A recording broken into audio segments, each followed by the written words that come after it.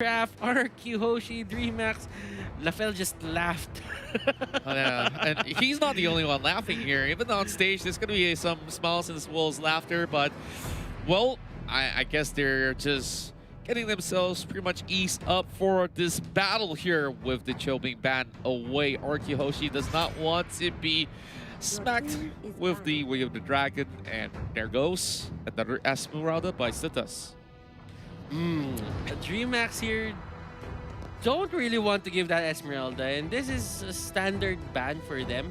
RQ Hoshi, you don't really see the Cho getting banned that much. I think they watched the game earlier, and just to be safe, don't let them get the Cho, and don't let them get the Yuzhong. But for RQ Hoshi's side, when you ban out the Yuzhong, that's actually kind of a flag that you want to go for a stationary mage at the back at your backlines.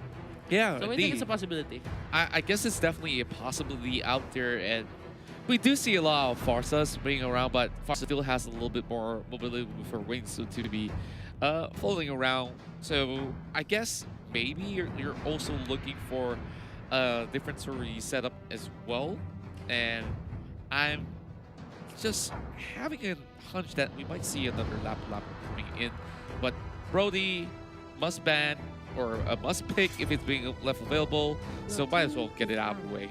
Yeah, Matilda right now is just getting banned left and right. There are a couple of appearances for the Matilda, but yeah, it's still top ban priority for these teams. Dreammax take out the Brody and the Natalia.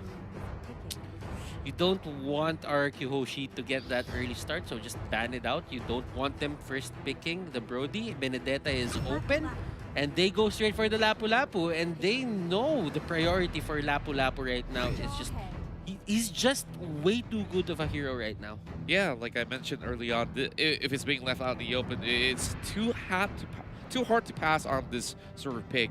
And looking towards the side of Dreammax, they finally see the jaw hit left available, and I guess it's definitely a great option on the table, but they have to find a certain pairing to be responding to all these sort of pickups that they could possibly get throughout the Land of Dawn.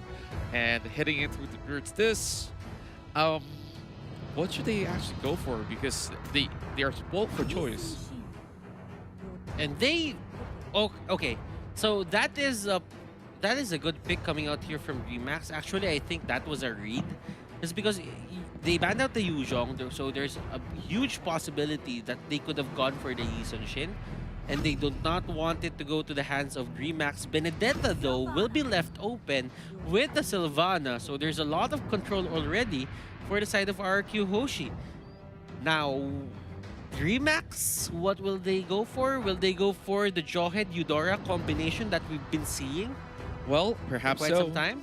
Yeah, I definitely think that that's gonna be a really good thing to do, but it surprises me that we miss out a Benedetta pick that could have been actually secured from the side of Dreammax, but now Cabral goes in for Selena. I believe that Selena, we talked about this before, EVOS SG kept going in for this sort of ban, but I still feel like Dreammax's side isn't all too secure. They don't exactly have a very solid tank on their side. I mean, if you think, or I could say that Selena is a good hero, but at level 1, or let's say level 2, if you don't keep on hitting your arrows, then the whole idea of Selena just being a threat is out of the window. You're definitely out of the window. And the question now here is, somebody's going to be caught out by that Imperial Justice when Vin just goes in for the engagement. Like, you do expect it to actually lock down the pick like Selena. Like, after Abyssal Arrow, she's going to follow up. So she needs to actually think twice. Like, should you go in, even if you actually hit that Abyssal Arrow? You know what? And Benedetta is actually, Benedetta actually likes the Abyssal Arrow. Because if you think about it, when she almost gets hit by the arrow, what you do is you just go for the eye for an eye. Yeah, eye for an eye, straight up for the Delecto as well. Then you're gonna stun the other one. You're gonna stun the Selena. Yeah, that itself is technically the counter. Well, good read, and there goes the Harif as well as Hayabusa. No more assassins on the table. And, you know, at this rate, we haven't really seen much of a Natalia. And to correct me if I'm wrong, it has been banned almost 100%. Yeah, almost 100%. You know what? I'm really looking at Dreammax here, probably going for a, well, not a Lance, but I think RQ Hoshi is gonna go for a Lance. For the side of Dreammax, I think they really need to get a stable and consistent side laner That's or XP laner, just so that they can hold on to this certain map, or the bottom lane or the top lane, so that they can hold on to that certain turret and not give in to the snowball that is always set up by RQ Hoshi. Yeah. Because RQ just really likes to go for the run and gun. If they know that they can run over you, they will run over you. And I'm looking at certain sort of the pattern here coming in from the side of RQ Hoshi. They've already banned away that 1-1 as well as the Harif. They know that perhaps there's a possibility that they are trying to go for another high DPS sort of the setting. So they are bringing in Tamas to match up the same aggression that Lapu Lapu could possibly put out on the table. And if you hit towards the late game, Tamas can be really tough to deal against with its very high lifesteal volume. And they go for a Thams, and this is a great pick considering how stable the Thams is. You can just use the slaughtering sites to clear the minion waves if you want to. And for Dreammax, that is going to supply them with consistency for the side lanes. At least they have protection for it, and they can just be aggressive once they get their level 4 ultimates. Claude and Alice for the side of RQ Hoshi, they really like this Claude pick. Yeah, I definitely can see why the Claude is being picked here. Like, for this sort of setting, you know that the Alice could just go in for the initiation, opens up the Blood Ode, alongside with a Blazing Duet. Is something that's really classic that back in the days, if I do recall, Season 3 onwards, it has been around and it was a staple. You just don't really have much of an answer. And he says, yep, you have lifesteal on your Tamas? Yeah, we do have one from Alice too. Now, I guess for the side of RQ Hoshi, they just picked up the Alice just to make, you know, the most of the frontliners here. For the side of Dreammax, you'll have the Jawhead, you'll have the Thams, and they go for a Kaja. So that means, who's going to be the side lane here? Is it going to be the Selena? Oh boy. Or the Jawhead? I do believe that the Kaja will still be pretty much somewhere around there, and well, Kaja XP lane. Most likely the case. But I mean, if you put Kaja on the XP lane, you don't really have that burst potential unless you hit the Abyssal Arrow with the Abyssal Mark. So, it's not enough time for the Yi Sun Shin, to be honest, in the early stages of the match to just take someone out with that Divine Judgment. But yeah, let's see. Dreammax here, they just went for a triple utility setup. Yeah, and we'll definitely see whether if that's going to be working out or not in this best of 3 series, as RQ Hoshi will be facing the best of Brazil that has to offer Dreammax Esports. So, moving in towards the land of Dawn, I really wonder if this early setting could possibly be something that can be paid in a whole lot of ways for the side of Dreammax, or could they just be smashed to the ground by RQ Hoshi? Let's see if there is going to be a problem going towards RQ. I do agree with that. Psycho here, starting off with that brush. He's the first one there. And look at this. They are giving Psycho that certain mid lane. So this is going to be a mid lane Benedetta. Oh, okay.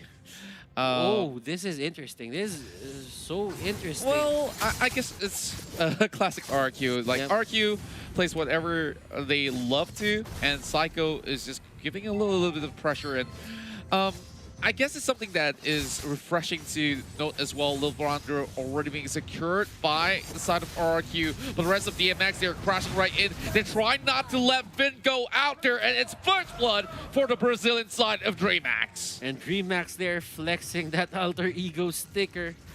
I don't know why. Well, maybe it's just a statement to say, hey, I think that the other team might just be the better Indonesian team out there. But, game is being paused. It's still very early. And honestly, I wasn't too sure of the reason why. But we evidently see that Vin wasn't exactly moving right under the sort of the bush right there. So maybe he just think that, okay, I got caught out anyways. Yeah. And there's no It's point yeah. of burning a flicker. I guess it's better to just, they have flicker as well. The side of Dreammax will have flicker and will chase him down. Exactly. If he ever goes for that flicker, on all sides of that certain area, he was surrounded already. So if he dies, he loses the flicker and he loses his life. He gives gold to the enemy, so that means he doesn't have any initiation prowess anymore. So what he did there was, he looked at the resource. Will this be good? Will this be a plus for us or a minus? Well, and he deemed it to be a minus, and he just gave up his life. assumptions, right? Like Yeah. maybe it's just man, I got caught it's- out. I got caught out. Yeah, I just caught red-handed, like you said, and there's no way out. We saw three-man stack from the side of Dreammax. I guess in the way, if you do burn a flicker, you would want essentially the enemies to burn 2 flickers at the very least to make it worth. Yeah. I mean, Dreammax here really know how to, utilize their early game prowess. I mean, at level 2, everyone goes to the mid lane. They punish someone. I mean, it's the tank, yes, but a kill is a kill at this point. Yep, that's right. 200 gold now at the early stages of the game is better than 200 gold that you'll get in the late game. That's right. And every single coin that they get is going to be really rewarding. And speaking of coins, have you guys actually collected your coins to be making those predictions? Yep. If you guys haven't do it right now, predict your champions of the M2 World Championship, and you guys could get so many in-game exclusive rewards, such as, the special avatar border. We got skins, we got battle emotes, we got sacred statue. Stickers are a thing, and if we're gonna be getting stickers, I think I do have a special request of stickers. What? Somebody stop him. Somebody stop him. By Gideon Q. All right. I'll buy that. Somebody stop him. EDM remix. But you know what? Just having the best sticker or the sticker of the biggest MLBB tournament in the world, you gotta have that. Yeah, I mean, You gotta have that. if the players are flexing it, why aren't you flexing it too? So if you guys didn't really get that prediction right, not to worry. You can also get your hands on the exclusive skins, as you can possibly land yourself the Clint Shadow Omen skin for just 899 diamonds only. And this event is happening right now till the 24th of January, after the end of the M2 World Championship. So what are you waiting for? Support the tournament and join the fight by buying this pass. Yeah. They almost make me sing the lyrics too, Fight for your life. Immortal Hero has been hooked on to all these casters for quite a while. Yeah. Like, we've just been, mumbling the lyrics while we're on the break. Do you hum it in your sleep? I might. I need to ask Gideon because we are sharing a room. But hey, let's not get to that. Let's get into it. The action in the Land of Dawn. Finally, an unpause. And here we go. Already first blood on Dreammax side. If you guys have blinked that eye, and hijack. That's not looking all too good. Just a little bit of reset to disrupt Sin for a little bit, but not too much has happened. Nyx though dives his way on towards Finn. Oh, good pokes though. 50% of health gone out of that. I like how, the Joy and Selena keeps disrupting this Claude. I mean, it's not much. They're not really stealing the gold, but with one reset, the seconds add up. So that means even if the Claude can't clear fast, you really have to take into consideration that these seconds add up, and it could be a minute, it could be 2 minutes. And Sin going here for the Blazing Duet, and they will just back off. They know that the Tams and the Yi Sun Shin are there, and they know that they can take him down, and Homis gets thrown back to the turret. I don't think that was intended for him. Yeah, like he's probably safe anyway. So now we're gonna be seeing some sort of the attempt, perhaps.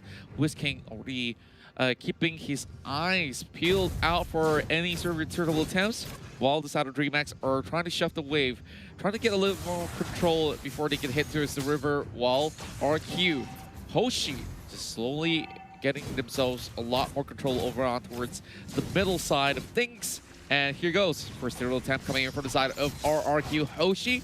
And they might just be able to actually secure this because Maker, he's actually stealing the buff over the back, and Maker is making an appearance, and it will be a kill coming over down towards Finn. First one for RRQ, and they also managed to snatch the turtle. And it seems to me that Dreammax isn't really ready to take that team fight. They lose 3 people in the process, and RRQ even got the turtle. Boy, definitely not a good start for the Brazilian side. And starting from this point onwards, they're just going to be going for heavy punishments. And you can already see Vendetta already going for some slight invades. And he might just be bumping in towards that Ying Shin rule soon, as he's currently attempting on his buff. Sin right now going for the unstoppable force. Arrow won't connect though. BMI out. He goes in. Cyclone Eye. And that was actually good for him. He still lives. Psycho here trying to get away using the electroprinal blow. And that's going to be the Imperial Justice hitting on someone. And that is going to be a clear punish for the side of Dreammax. Sin is not done yet. He will take down Nyx, which is actually Sin backwards. So that's actually, yes. Nyx is Sin backwards. So it's like, okay, I'm not touching Sin right now. Like, is he part of my teammate? Okay, let's let him live. So he's not going down just about yet, but oh, so much money on that tower. And now over the top side, Cabral is being slain. And there's nothing much that can be done about it, but King having some issues right down to the bottom side. Hum is forced to flicker away. It will be Sin that goes down towards the hands of the Asian Shin. Luis possibly will get a little bit of spike out of that, but they are now focusing their attention on towards this turret. But King, he's just waiting for Cycle to come in the back. Electo to dive right in towards Luis. It's a killing spree for the Benedetta, and looking for Make It as well. Make It could possibly make a dash, but where is the help when he needed the most? A double kill coming right through. And Psycho with the recall, as if he really wanted to go for the recall there. Now, I think that Mike and Nyx had a good idea into just throwing like the Claude into that arrow, but the execution was slightly off. So it didn't really hit, but R7 gets hit. Will he go down? Oh. No, he won't. One more arrow will not connect. Now, dangerous though. If very dangerous. If they actually talked about it, to be honest, that could have been great. They could have gotten the Claude, but they didn't execute it properly, and they got punished for it. Yeah, and you can definitely see the Dreammax site is starting to gather up their forces here to be able to secure a little bit of pressure on towards the turtle. Make is just making his presence being known, but RQ, they're going to be responding real soon.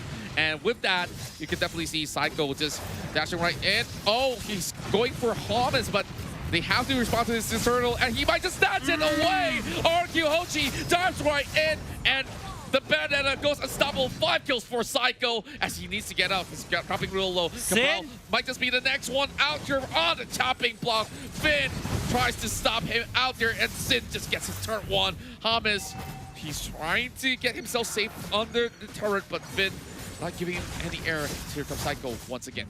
And Psycho here is trying to go back and forth.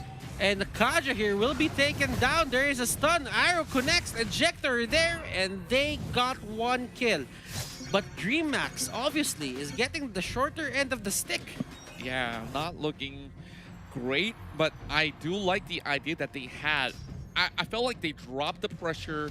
And they were way too fixated on getting the turtle. But they couldn't really get that escape. And the worst part is that RQ Hoshi has managed to steal it away by having that retribution at the ready. So they really have to be careful about all these small little mistakes that have been punishing them for 2 times in a row already. Now, Nyx